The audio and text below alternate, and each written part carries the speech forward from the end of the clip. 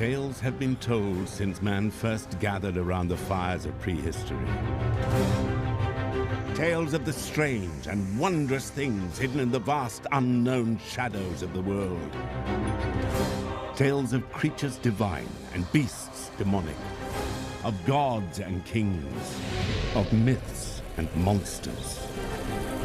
From dark forests to the lands of ice, from desert wastes to the storm-thrashed seas, every corner of the earth has its legends to tell. Stories of heroes and the villains they encounter, of the wilderness and the dangers within. Stories of battles, of love, of order, and of chaos. But what are the roots of these fantastic tales? And why have they endured so long? In this series, we'll explore the history behind these legends and reveal the hidden influences that shaped them. War and disease, religious and social upheaval, the untamable ferocity of the natural world. And above all, the monsters lurking within ourselves.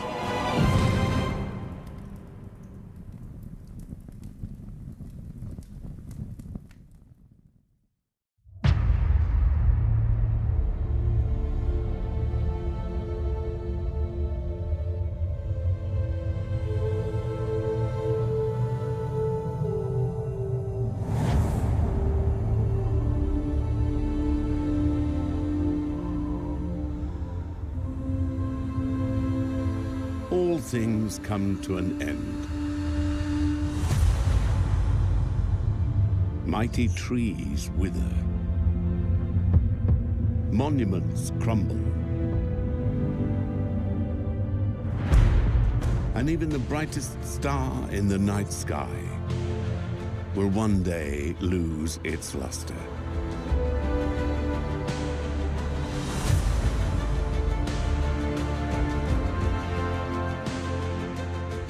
We too must face our mortality.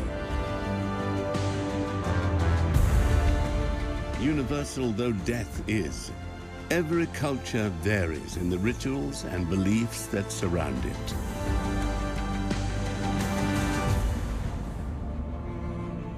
How death is dealt with tells us far more about the living than it does about the dead. What a culture thinks death is in many ways less a statement about death than a picture of the inside of a collective mind. We tend to imagine the moment of death as a moment of summation, a moment that clearly tells us what we've been.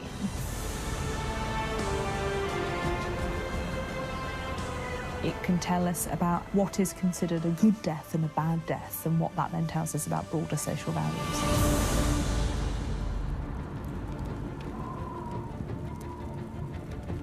A culture's beliefs about death reflected their attitudes towards life. In their hopes for the hereafter, in their stories of resurrection and their visions of the end of the world, societies revealed what is most important to them.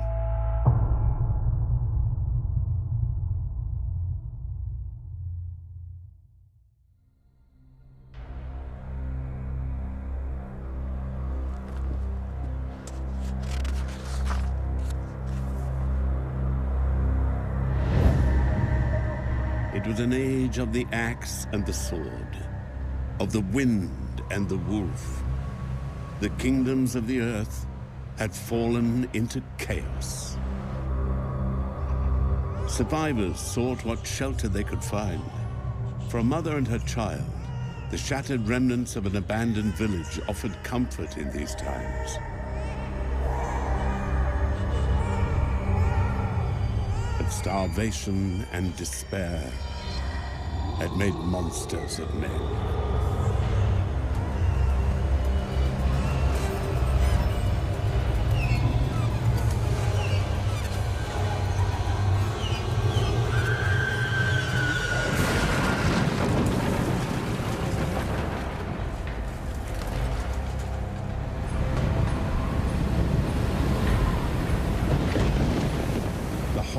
world groaned beneath them. A storm, the likes of which he had never seen, scorched the sky. Ragnarok was upon them, the twilight of the gods. Death is a test of what being human means. It probes our responsibilities to family and the community, and it asks what value we place on our links to the past. The afterlife in Norse mythology was not a single place.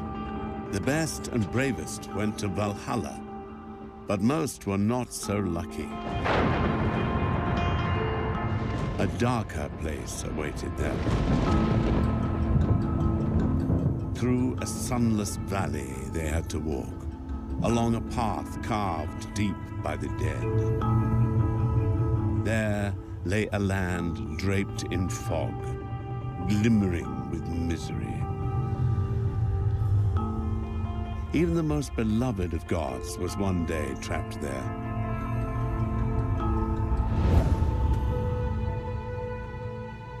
Balder was the son of the gods Odin and Frigg.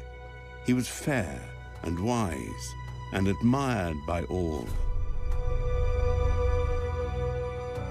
Balder is one of the most interesting gods in the Norse pantheon. He is beautiful, he is literally shining. He is, in a sense, the best of the gods. As a result, like all people who are loved and admired and who seem intrinsically good, he's kind of doomed. There's a prophecy that he's going to die. Balder dreamt of his death. So did his mother, the goddess Frigg. So she traveled all around the cosmos, extracting a promise not to hurt Balder from every pebble, plant, bird, and beast. But she had made a mistake in her oath-gathering. There was one thing she had missed. She doesn't ask for mistletoe. Now, we're not sure why the mistletoe was excluded. It was clearly a sacred plant of some kind, possibly because it winds around something else. It said that this was a very weak plant, so she didn't bother asking it. For whatever reason, there's this one seemingly harmless thing in the entire world which does not promise that it will not injure Balder. Meanwhile, the gods had invented a new pastime, using Balder for target practice. They hurled rocks at him, trees at him, and anything else they could find. No matter how mighty the throw or how sharp the missile, Balder was unharmed. But one god knew more than the others. Loki, the mischief maker, had heard of Frigg's mistake with the mistletoe. He thought of a better game. Loki is determined to bring about the death, and so he coaxes the mistletoe into growing bigger and bigger, and then eventually crafts it into a dart, which he hands to Balder's blind brother, Hod. Hod threw this missile at his brother, but instead of bouncing off, the dart of mistletoe pierced Balder's heart. The horrified gods could only watch as the best and most beloved of them fell down dead.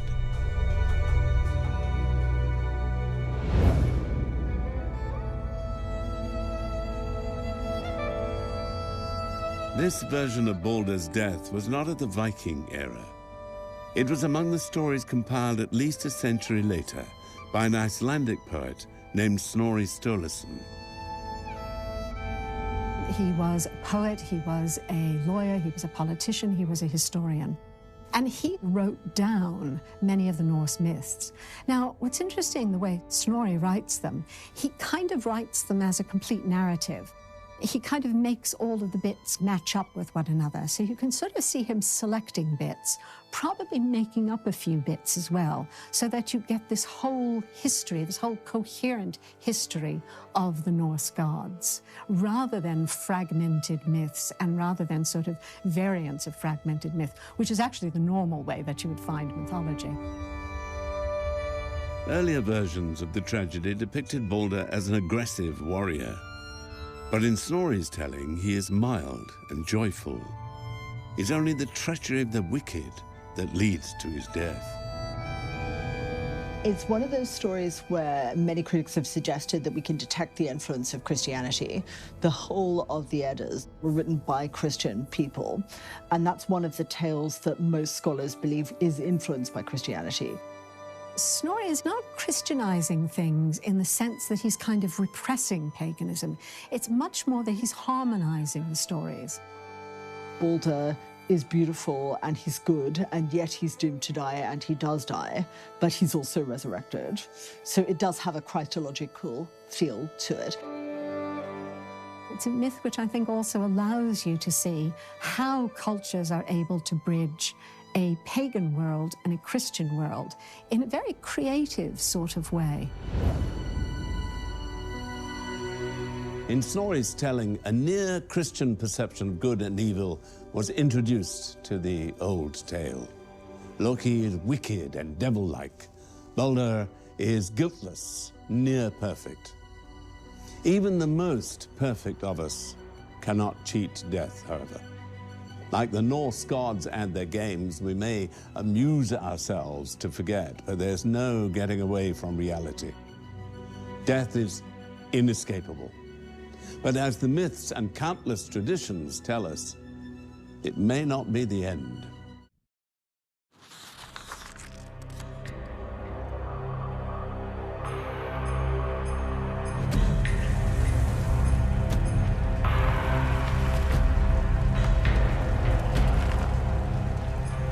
The enemy were on the march. Monsters and demons. Giants and world wreckers. They were coming for the gods. Odin, chief among the gods, sought no counsel but his own. Long had he awaited this day. The gods gathered in their feasting hall. The rafters shook to rumor and discord. The world tree had shuddered. The Gjallarhorn had sounded. Their doom had come at last. We will not shrink from this battle. Odin silenced them all. We will face them. We will fight. We will fight together one last time. The gates of Valhalla, sealed so long, swung open. The mighty warriors of ages past marched forth to war. An eternity had they readied themselves for this. The final battle was about to begin. Valhalla was Odin's domain.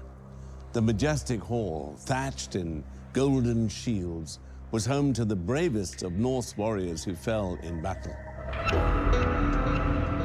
No such paradise was in prospect for the warriors of ancient Greece, however. Great heroes and lowly servants alike descended into the vast darkness of the underworld. A river stood before them there.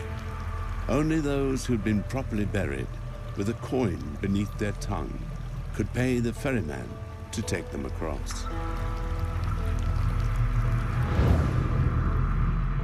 Nowhere is the question of proper burial more pressing, or the consequences of getting it wrong more tragic, than in the story of Antigone. Two brothers had fought for the crown of Thebes. Polynices had raised an army to unseat his brother Eteocles. In the mighty battle that followed, each had fallen to the other's sword.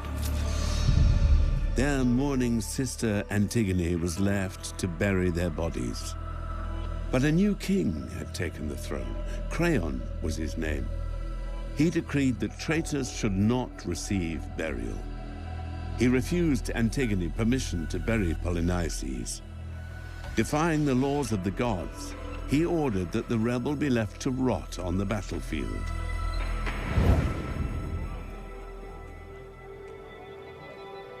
Burial was insanely important to the ancient Greeks. The essential Greek idea of what happens to the dead meant that unless you were properly buried and properly mourned, you couldn't make the transition from life into death. And instead, we're kind of trapped between life and death in a miserable, dissatisfied state. The ritual itself took 3 stages. There was the preparing of the body, the carrying out of the body, the procession of the body, and then the actual internment or the cremation.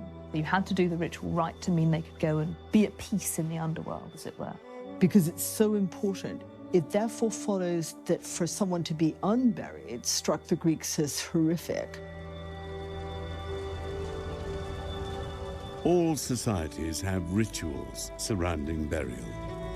They convey the dead from this world to the next. But they serve a function for the living as well. Funerals tell an individual's life story from the perspective of the community. It emphasises what the community sees as being valuable in the individual's life. By having a funeral, it's a way of saying, well, our society, the group to which I belong, will continue.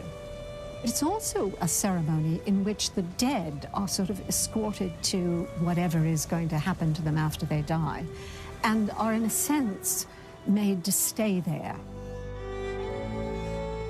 They're ritually a really important moment for passing the dead person into whatever happens next, and then allowing the family of the dead person to come back out of a phase of being polluted by association with the dead body, being reintegrated into society.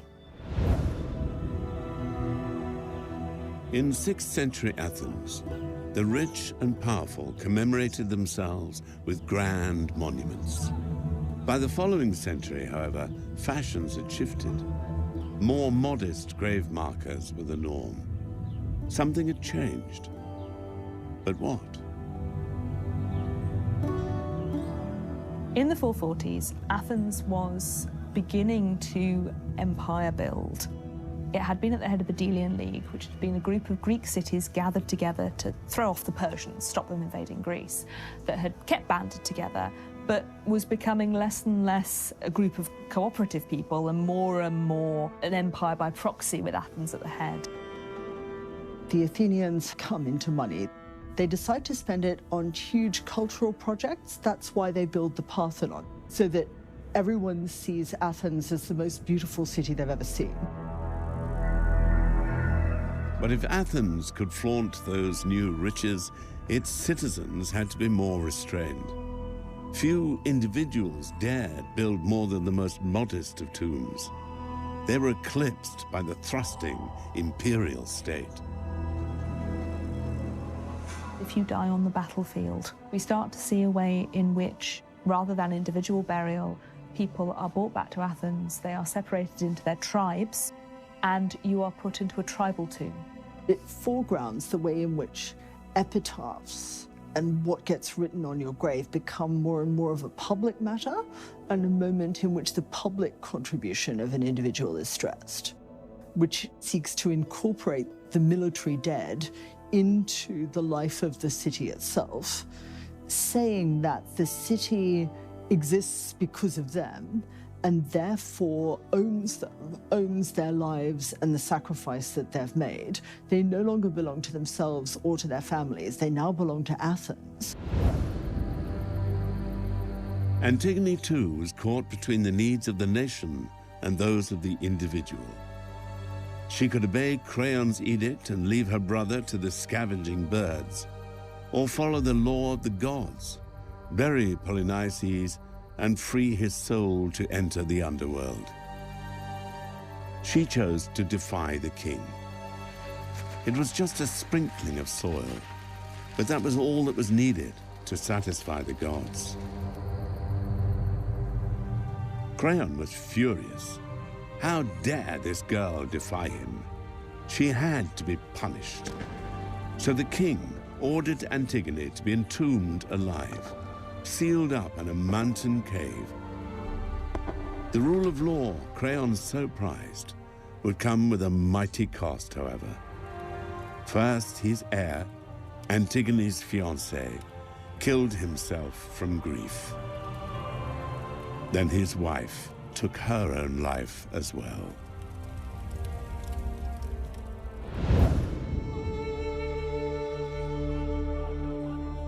Although written almost 2,500 years ago, The tragedy of Antigone exposes tensions in society that we debate to this very day. The words of Athenian playwright Sophocles speak to us still. Antigone captures a really compelling moral tension about whether what Antigone did in defying Creon's order was right. The reason that carries on being so compelling is the battleground of what right is keeps on shifting. For the ancient Greeks, it was sort of very much about respect for the gods, about piety, and Antigone saying, well, your rule, your law does not override the law of the gods. At what point do you have to act? When must you do something in complete defiance of the law?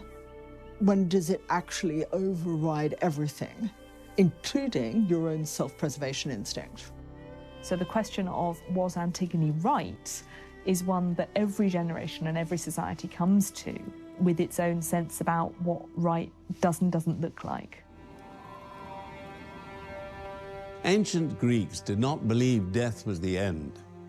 Their souls would wander the sad fields of the underworld for eternity. This seemingly dismal fate offered one comfort at least to those left behind. They had little reason to fear the dead. The spirits of ancient Greece could be irritable if dishonored. They could be unpleasant, but they were not dangerous. That was not a belief shared by all cultures. Centuries later, Europe would be stalked by fears of unhappy spirits seeking revenge, and of the undead who feasted on blood and flesh.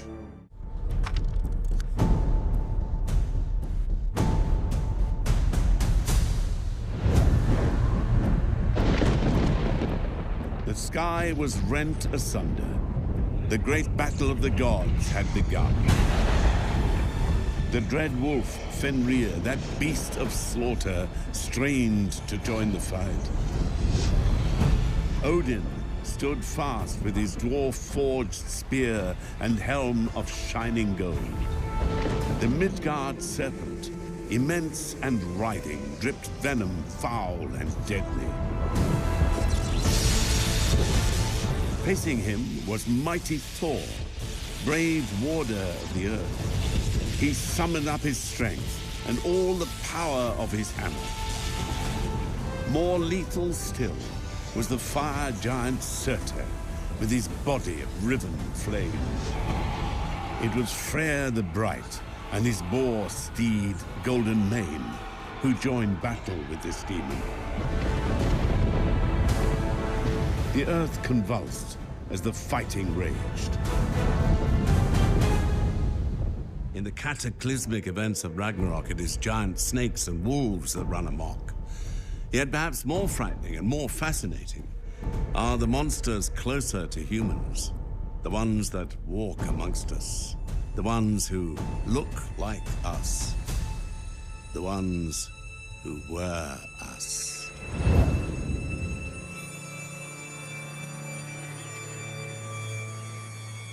The river-streaked plains of Serbia. Once a borderland between east and west, its soil was little troubled by the plough. Few hunters roamed its trackless forest, and the strongest trade between its few villages was rumor and superstition. In 1725, the tiny hamlet of Kilisova became the talk of Europe. For 9 people had died within a week, with no sign of sickness and no sign of plague. It seemed impossible. In fearful whispers, the rumors spread. A night walker was stalking the village. It throttled men in their sleep, some said. But others insisted on a different explanation. The night walker, they said, ate human flesh and drained its victims of their blood.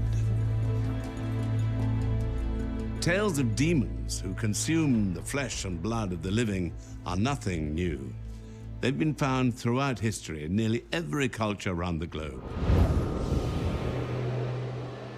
the belief in the undead coming back to nourish themselves in some parasitical, inimical way on the bodies of the living is very widespread in human cultural history. One of the consistent things about societies is that once the dead are dead, we really want them to stay dead. There is an almost universal fear that if the dead return, they will somehow damage the living. As soon as an imperial official from Vienna had arrived in the village as witness, they began digging. For just before the Nightwalker had claimed its first victim, an old man had died in Kilisova. This was the grave the villagers opened. What was found within stunned the imperial official. The old man's body was pink and fat. His hair and fingernails had grown, and his mouth was wet with the blood of his victims. A medical person would say, oh, no, hang on. This is natural decomposition. This is the gases in the corpse. This is the pooling of blood. This is the fact that hair and nails don't really grow after it. It's the corpse is shrinking. This can be explained. It's medicine. It's perfectly natural. Well, that's fine, but it isn't necessarily going to address the anxieties and the fears. The villagers of Kilisova removed the old man from his grave. They drove a metal stake through his heart and burned the body on a fire. For the villagers were convinced the old man was a vampire.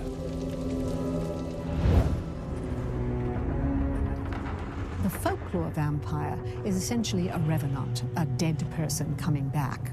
They're wrapped in their shrouds, often they're bloated, slavering, and they cause death more by contagion. They're not bloodsuckers to start with. Of course, it is fascinating that a third category arises between the world of the living and the world of the dead. It's inexplicable, and it's possibly threatening, possibly liberating. The story of the Kilisova vampire soon made the newspapers in Vienna and far beyond. A vampire panic was spreading across Europe. Inevitably, it left its mark on wider culture. In 1816, a group of authors and poets held a ghost story competition. Famously, it led to Mary Shelley's novel Frankenstein. Another contribution came from Lord Byron. He started a novel about the foul feeders of Eastern legend. He never finished it, but his friend, John Polidori, was inspired. He wrote a short story based on it. He called it The Vampire. These are writers who are products of the Enlightenment. They're not religious persons, but they are persons who no longer believe in the Christian story. They are therefore looking for alternate stories to tell about the world of death. The vampire, of course, offers that crossover figure. The vampire story in the 19th century develops in a very different way from the folklore vampire. You get this very, very popular figure of this elegant night walker, this handsome man in evening clothes who is, death to anyone around him. And you get these extremely attractive, very, very dangerous men, and then slightly later women as well, who represent both a sexual threat as well as a sexual attraction. No vampire is more alluring or dangerous than the one created by Bram Stoker in 1897. His creation, an ancient nobleman called Dracula, comes from the East to infiltrate Victorian Britain. Dracula, who wants nothing more than to dress up in English clothes and to come to London with its teeming millions, is in fact a story of reverse colonialization. Instead of Great Britain colonizing Eastern nations, we have a representative of an Eastern nation who is about to colonize Great Britain. He's an outsider. He's an element of pollution. He's an element of destruction who is both attractive and repulsive at the same time. Stoker himself was an Irishman. I mean, he knew what exclusion and conflict was like. So suddenly the vampire story, in terms of a literary story, has emerged into something where you can really, really critique the world. It seems to me that the issues in Stoker's Dracula are issues which are still anything but resolved in today's culture, and I think that's why we keep coming back to them. More recent entries in the genre have seen vampires terrorize the suburbs of Stockholm, the post-apocalyptic wilds of Los Angeles, and, most frighteningly of all, American high schools. Our fascination with vampires, it seems, is as endless as the demon's own thirst for blood.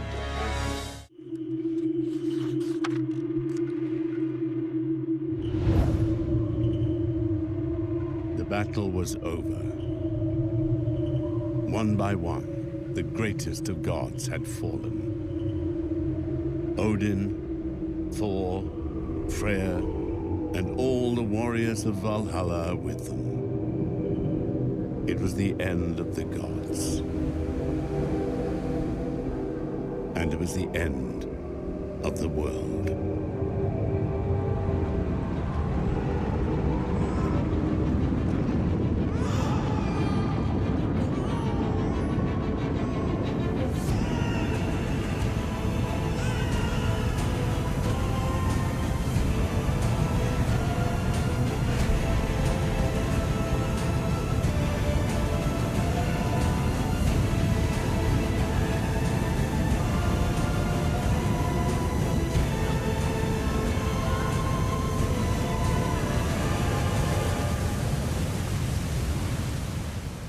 It's no surprise the story ends in this way.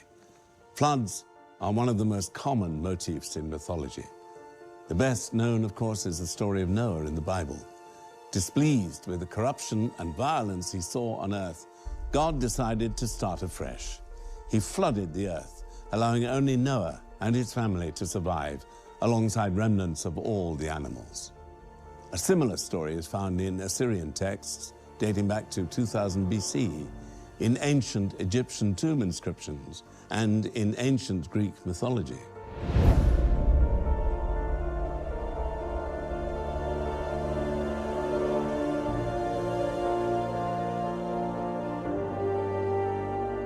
Phrygia was a harsh land, cold in the winters, hot in the summers, and arid all year round. From northern steppes to southern hills, the stony earth bore neither fruit tree nor olive. But among its coarse plains and exposed ridgetops, there was once a village.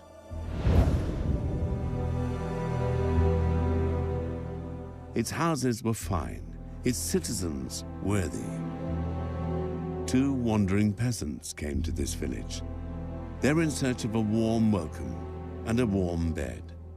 But those fine houses and worthy citizens turned them away, one after another. Finally, the two peasants reached the end of the village. Here they found a humble cottage thatched with stem and reed. It was home to an old couple named Baucis and Philemon. Poor though they were, they opened their doors to the strangers. The old woman coaxed the ashes of their fire back to life.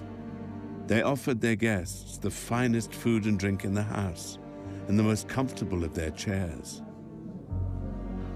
Baucis and Philemon were about to kill their one and only goose in honor of their guests when the strangers revealed the truth. They were gods, none other than Mercury and Jupiter himself, chief among the Roman deities. They promised the old couple a just reward for their hospitality. The fable of Baucis and Philemon was written by the Roman poet Ovid. He lived during the 1st century AD. It was a time of great change in Roman life when Augustus, the first emperor, was cementing his power. Ovid is writing in a period of increasing stability. It was a much more settled time for Roman society as a whole that was thinking about coming out of this period of great disturbance. One of Augustus's great claims about restoring the Republic was piety. He claims on his funerary monument that in just 1 year he restored 28 temples. So Baucis and Philemon fits into that kind of narrative because you have this idea of piety being rewarded, of showing piety that other people aren't showing. The gods had promised the old couple a reward for their generosity. They'd told Baucis and Philemon to leave their cottage and accompany them to the heights of a nearby mountain. They heaved their aged bodies up the slope. But when they finally reached the summit, the gods told them to look back on their village. A flood had washed every home and street away, all except their tiny hut. That Jupiter had transformed into a magnificent temple. Their whole village has been overrun by a flood. The whole world has been drowned, but they've been saved and they're on a mountainside. This was the punishment for not giving hospitality to strangers that was due. It just illustrates the insane importance, which you sometimes can get in the Mediterranean world, of being decent to strangers. You have to invite them in, and if you invite them in, you have to feed them. As reward for their piety, Jupiter granted Baucis and Philemon a wish. Anything they desired would be theirs. But the elderly couple had a simple request. They asked to be the keepers of that fine temple, to share every day with the other, and never be separated, even in the moment of death. After years of service to the gods, the day fated for their deaths came. As Baucis and Philemon died, they were transformed. They became trees of oak and linden. Entwined in root and leaf, they grew together for years to come. From destruction, the story tells us, there is creation. From death, there is new life.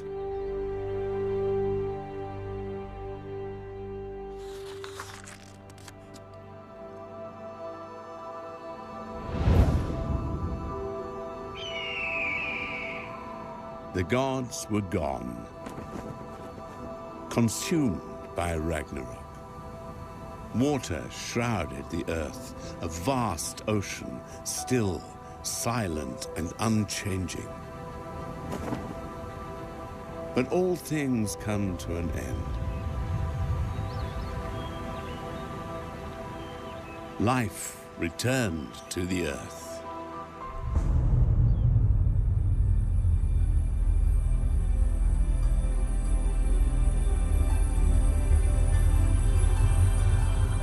So the cycle of life begins again. And with new life, there come new stories. For human beings have always been storytellers. In the myths and legends we remember, and those we choose to pass on, we are links in a chain, stretching back millennia. Part of an eternal dialogue between our past, our present, and our future.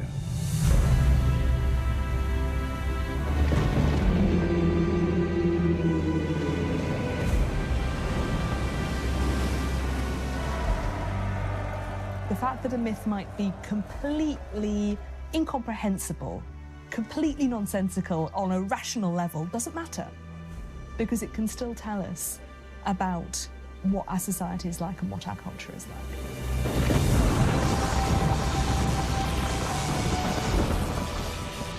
A myth tells us what we believe to be the case. It also offers us, in those terms, means of resolving ethical, social, cultural conflicts. one thinks of it as a narrative, a way of encapsulating the things that are important in society, and not always the positive things. They are really telling us about the dynamics in the society in which they're told. I think it's very important that people sort of go on probing things with myth. An awful lot of our lives and our decisions are actually not about reason and not about planning. They're about emotions. Mythology is a guide to that. It's a way of understanding the way we feel, not the way we think.